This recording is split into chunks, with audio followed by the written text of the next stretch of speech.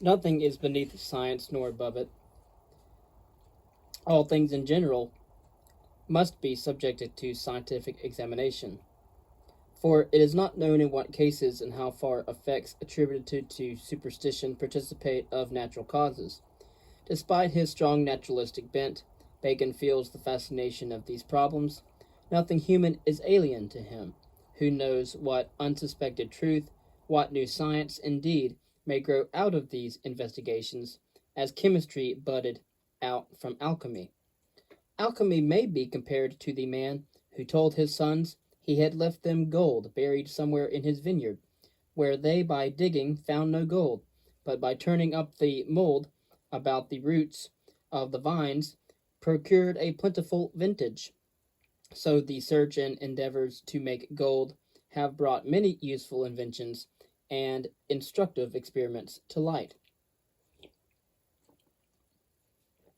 Still another science grows to form in Book 8, the science of success in life. Not yet having fallen from power, Bacon offers some preliminary hints on how to rise in the world. The first requisite is knowledge of ourselves and of others. Know thyself is valuable chiefly as a means of knowing others. We must diligently inform ourselves of the particular persons we have to deal with, their tempers, desires, views, customs, habits, the assistances, helps, and assurances whereon they principally rely, and whence they received their power, their defects and weaknesses, whereat they chiefly lie open and are accessible, their friends, factions, patrons, dependents, enemies, rivals, their times and manners of access. But the surest key for unlocking the minds of others turns upon searching and sifting either their tempers and natures or their ends and designs. And the more weak and simple are best judged by their temper, but the more prudent and close by their designs. But the shortest way to this whole inquiry rests upon three particulars. First, in procuring numerous friendships. Second, in observing a prudent mean and moderation between freedom of discourse and silence. But above all, nothing conduces more to the well representing of a man's self in securing his own right than not to disarm oneself by too much sweetness and good nature, which exposes a man to injuries and reproaches, but rather at times to dart out some sparks of a free and generous mind, that have no less of the sting than that of honey. Friends are for Bacon chiefly a means to power. He shares with Machiavelli a point of view which one is at first inclined to attribute to the Renaissance, until one thinks of the fine and uncalculating friendships of Michelangelo, Montaigne, and others. Perhaps this very practical assessment of friendship helps to explain Bacon's fall from power, as similar views help to explain Napoleon's, for a man's friends will seldom practice a higher philosophy in their relations with him than that which he professes in his treatment of them. Bacon goes on to quote Bias, one of the 7 wise men of ancient Greece. Love your friend as if he were to become your enemy, and your enemy as if he were to become your friend. Do not betray even to your friend too much of your real purposes and thoughts. In conversation, ask questions oftener than you express opinions, and when you speak, offer data and information rather than beliefs and judgments. Manifest pride is a help to advancement, and ostentation is a fault in ethics rather than in politics. Here again, one is reminded of Napoleon. Bacon, like the little Corsican, was a simple man enough with his walls, but outside them he affected a ceremony and display which he thought indispensable to public repute. So Bacon runs from field to field, pouring the seed of his thought into every science. At the end of his survey, he comes to the conclusion that science by itself is not enough. There must be a force and discipline outside the sciences to coordinate them and point them to a goal. There is another great and powerful cause why the sciences have made but little progress, he says, which is this: it is not possible to run a course aright when the goal itself has not been rightly placed. End quote. What science needs is a philosophy, the analysis of scientific method, and the coordination of scientific purposes and results. Without this, any science must be superficial.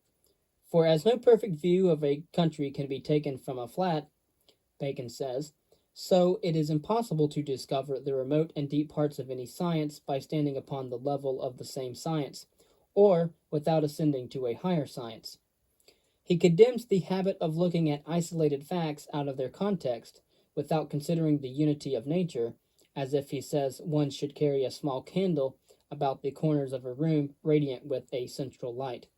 Philosophy, rather than science, is the long run of Bacon's love. It is only philosophy which can give, even to a life of turmoil and grief, the stately peace that comes of understanding. Learning conquers or mitigates the fear of death and adverse fortune.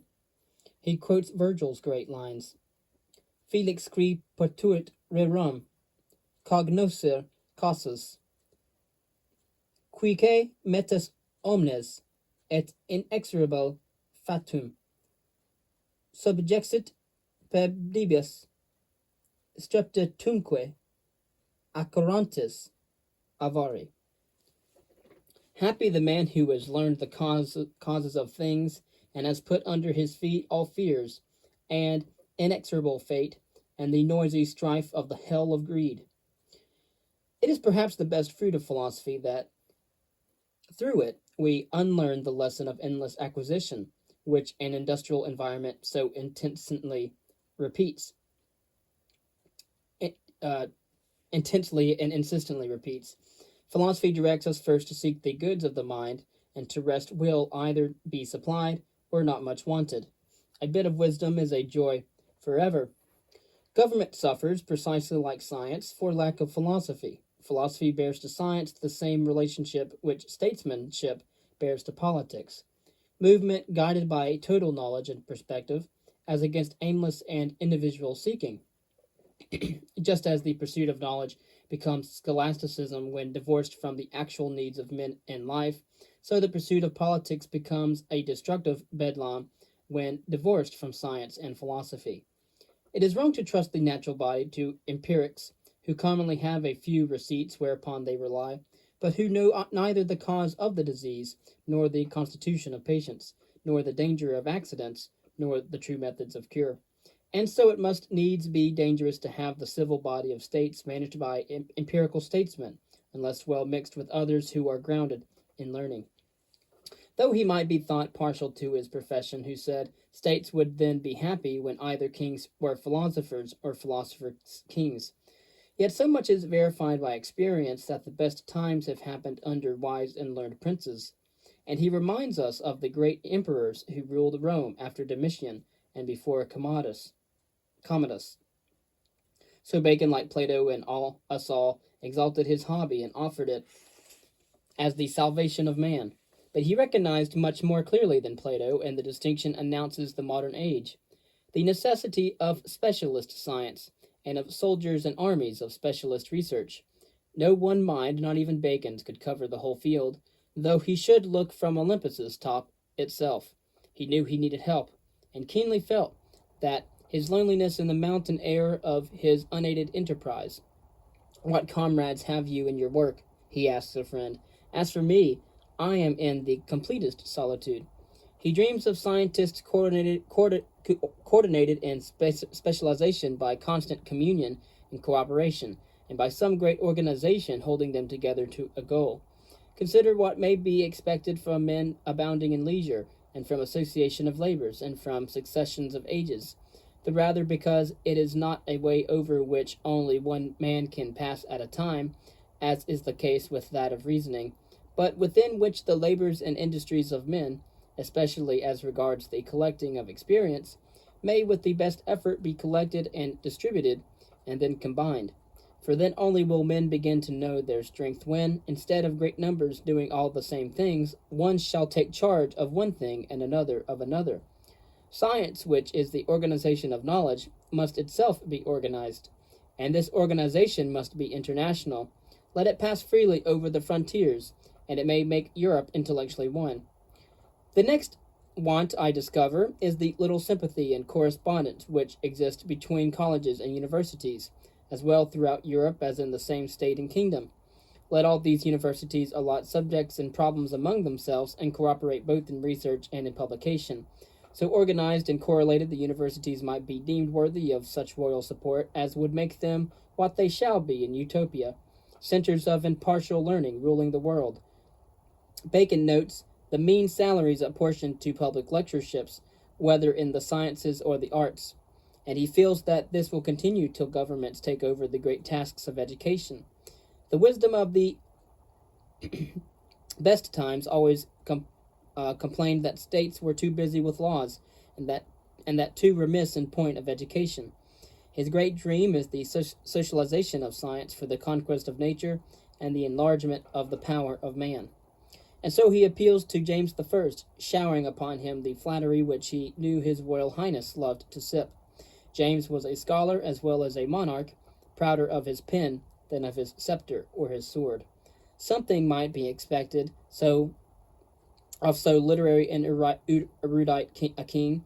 Bacon tells James that the plans he has sketched are indeed opera basilica, kingly tasks, towards which the endeavors of one man can be put as an image on a crossroad, which points out the way but cannot tread it.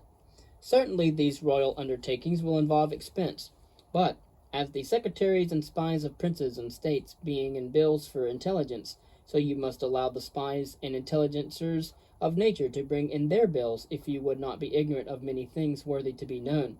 And if Alexander placed so large a treasure at Aristotle's command for the support of hunters, fowlers, fishers, and the like, in much more need do they stand of this beneficence who unfold the labyrinths of nature. With such royal aid, the great reconstruction can be completed in a few years. Without it, the task will require generations. What is refreshingly new in Francis Bacon is the magnificent assurance with which he predicts the conquest of nature by man. I stake all on the victory of art over nature in the race. That which men have done is but an earnest of the things they shall do. But why this great hope? Had not men been seeking truth and exploring the paths of science these 2,000 years? Why should one hope now for such great success, where such a long time had given so modest a result? Yes, Bacon answers, but what if the methods men have used have been wrong and useless?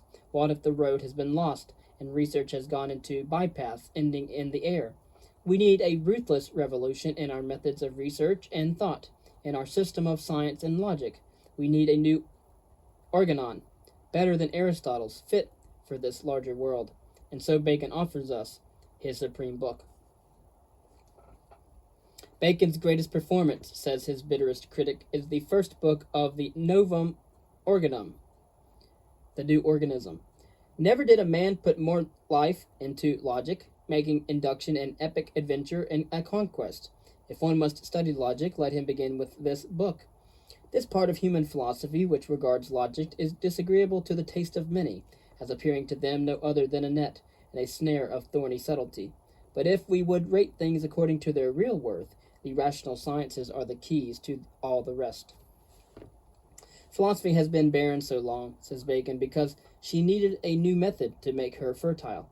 The great mistake of the Greek philosophers was that they spent so much time in theory, so little in observation. But thought should be the aid of observation, not its substitute. Man, says the first aphorism of the new organism, as if flinging a challenge to all metaphysics. Man, as the minister and interpreter of nature, does and understands as much as his observations on the order of nature permit him, and neither knows nor is capable of more. The predecessors of Socrates were in this matter sounder than his followers. Democritus, in particular, had a nose for facts rather than an eye for the clouds. No wonder that philosophy has advanced so little since Aristotle. It has been using Aristotle's methods. To go beyond Aristotle by the light of Aristotle is to think that a borrowed light can increase the original light from which it is taken. Now, after 2,000 years of logic chopping with the machinery invented by Aristotle, philosophy has fallen so low that none will do her reverence. All these medieval theories, theorems, and disputations must be cast out and forgotten. To renew herself, philosophy must begin again with a clean slate and a cleansed mind. The first step, therefore, is the expurgation of the intellect. We must become as little children, innocent of isms and abstractions, washed clear of prejudices and preconceptions. We must destroy the idols of the mind. An idol, as Bacon has used the word, reflecting perhaps the Protestant rejection of image worship, is a picture taken for a reality, a thought mistaken for a thing. Errors come under this head, and the first problem of logic is to trace and damn the sources of these errors. Bacon proceeds now to a justly famous analysis of fallacies. No man has better known than Bacon the causes of human error. These errors are first idols of the tribe, fallacies natural to humanity in general. For man's sense is falsely asserted by Protagoras, man is the measure of all things. To be the standard of things, on the contrary, all the perceptions both of the senses and the mind bear reference to man and not to the universe, and the human mind resembles those uneven mirrors which impart their own properties to different objects, and distort and disfigure them. Our thoughts are pictures rather of ourselves than of their objects. For example, the human understanding, from its peculiar nature, easily supposes a greater degree of order and regularity in things than it really finds. Hence the fiction that all celestial bodies move in perfect circles.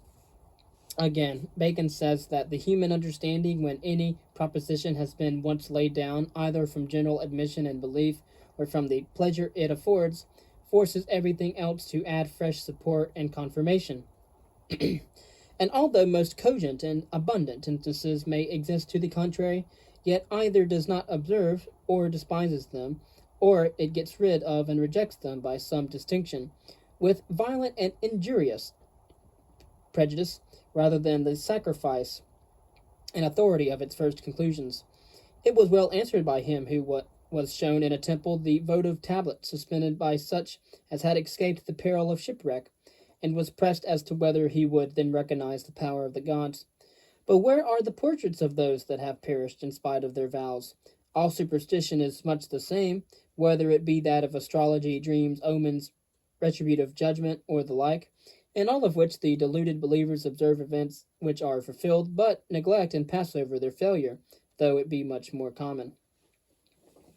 Having first determined the question according to his will, man then resorts to experience, and bending her into conformity with his placets, understanding leads her about like a captive in a procession. In short, the human understanding is no dry light, but receives an infusion from the will and affections, whence proceed sciences, which may be called sciences as one would, for what a man had rather were true, he more readily believes. Is it not so?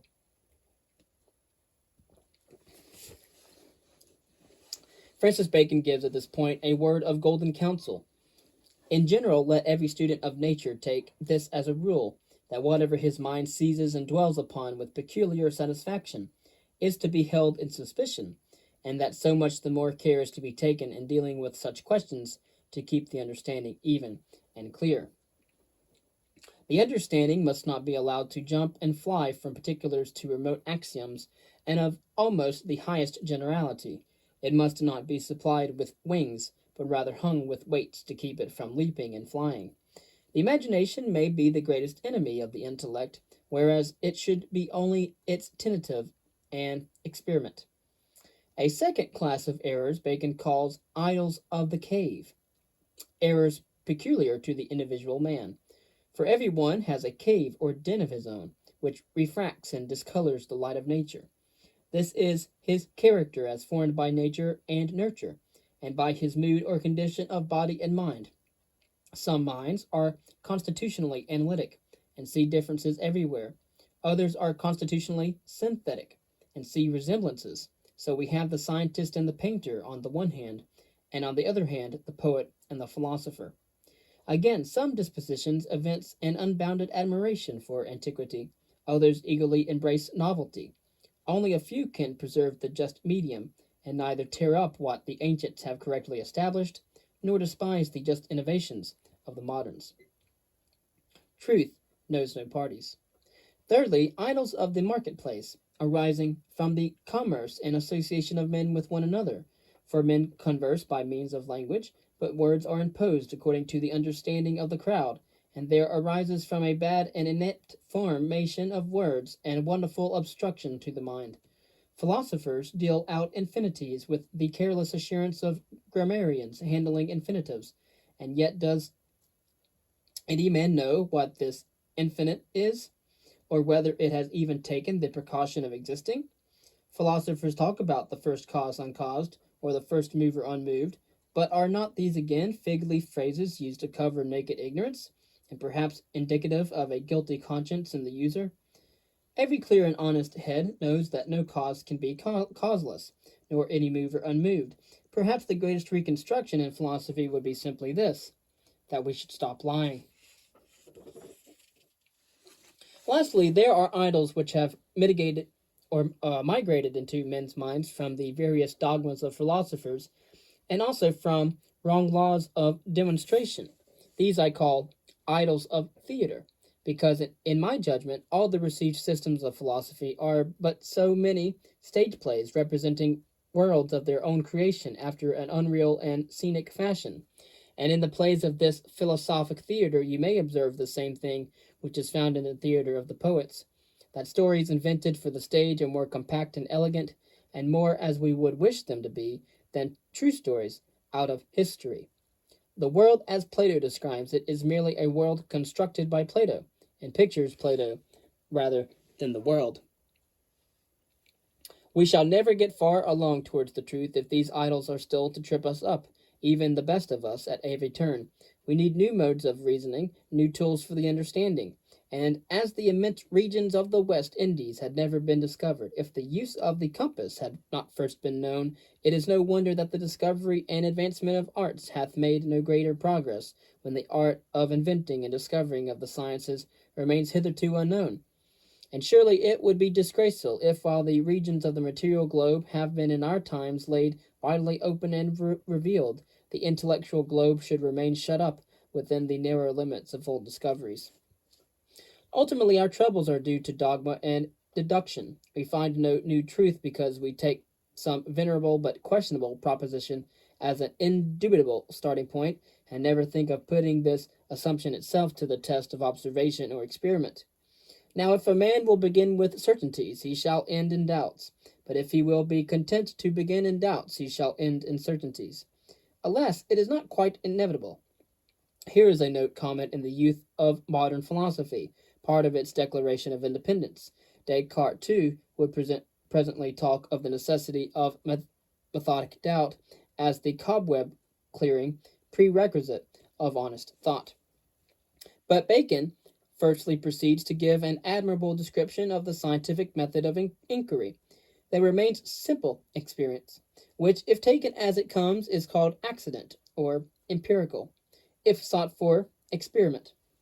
The true method of experience first lights the candle, hypothesis, and then by means of the candle shows the way, arranges and delimits the experiment. Commencing as it does with experience duly ordered and digested, not bungling nor erratic, and from it educing atoms, and from established axioms, again new experiments. We have here, as again, in a later passage which speaks of the results of initial experiments as a first vintage to guide further research, an explicit, though perhaps inadequate, recognition that of that need for hypothesis, experiment, and deduction which some of Bacon's critics suppose him to have entirely overlooked.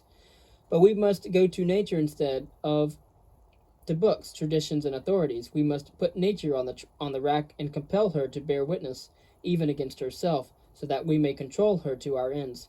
We must gather together from every quarter a natural history of the world, built by the united research of Europe's scientists. We must have induction. But induction does not mean simple enumeration of all the data. Conceivably, this might be endless and useless. No mass of material can by itself make science. This would be like chasing a quarry over an open country. We must narrow and enclose our field in order to capture our prey.